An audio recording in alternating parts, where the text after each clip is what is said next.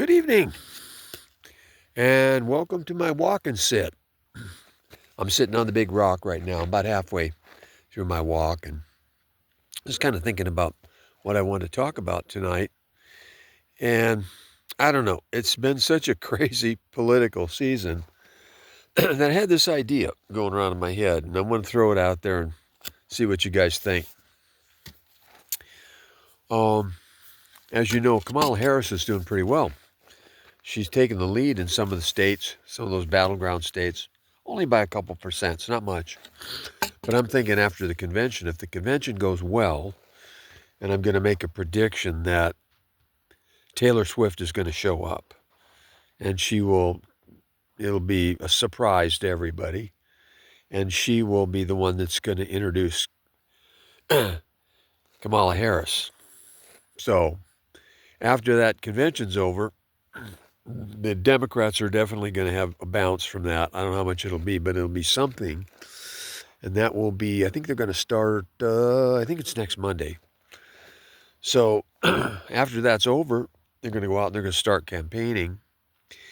And then we got the debate coming up with Harris and Trump. I think that's September 8th or 10th. I forget which it is.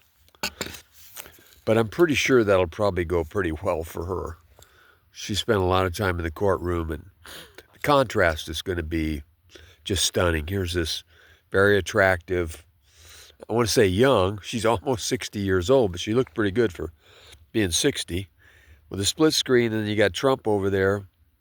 He's pushing 80, and he doesn't look so good. You know, he's orange, and I think she'll probably trounce him, I'm going to predict. So after that, she might have a considerable lead over him. And so let's say that around the 1st of October, it doesn't look good for Trump. So he gets this idea, and he calls up Biden. He says, look, if you'll pardon me, I'll end my bid for the presidency and I'll never run for public office again. That'd be a pretty hard offer for Biden to refuse. Now, that would take care of the federal cases. There's the one in Mar-a-Lago with the documents, and then the one in Washington with conspiracy on trying to take over the Capitol, steal the election. But there's a couple other cases that are left. There's the one down in Georgia, which is election interference. However, the governor of Georgia, Brian Kemp, is, a very popular governor, very strong there. He could pardon Trump for that. So then what have you got left? Well, you got the situation there in New York. Now, he's going to be sentenced for that. I think it's September the 12th. He gets sentenced on that. So I'm going to guess the sentencing on that will be something like, since he doesn't have any kind of a criminal record, they'll probably give him a year's community service and maybe on probation for a couple of years. And they're going to fine him some money on that, court costs and such. And so then there's only the other two cases, the Stormy Daniels case, which he owes, now wait a minute, that one is not civil. Civil. That one is he's convicted of 34 felonies, so that's a criminal case. So I'm not sure what would happen on that. So there's that.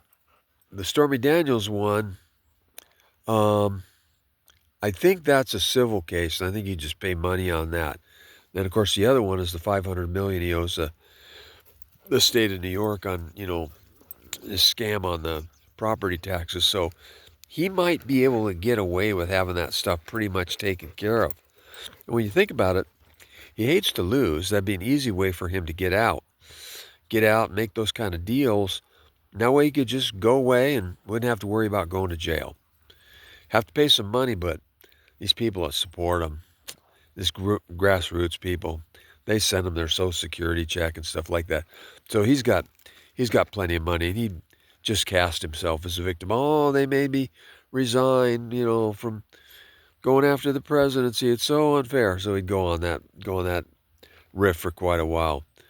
But I know it sounds crazy, but you can bet he's thinking, if I lose this election, not only is it going to be humiliating because I'm going to lose to a black woman, but I could go to prison with this other stuff.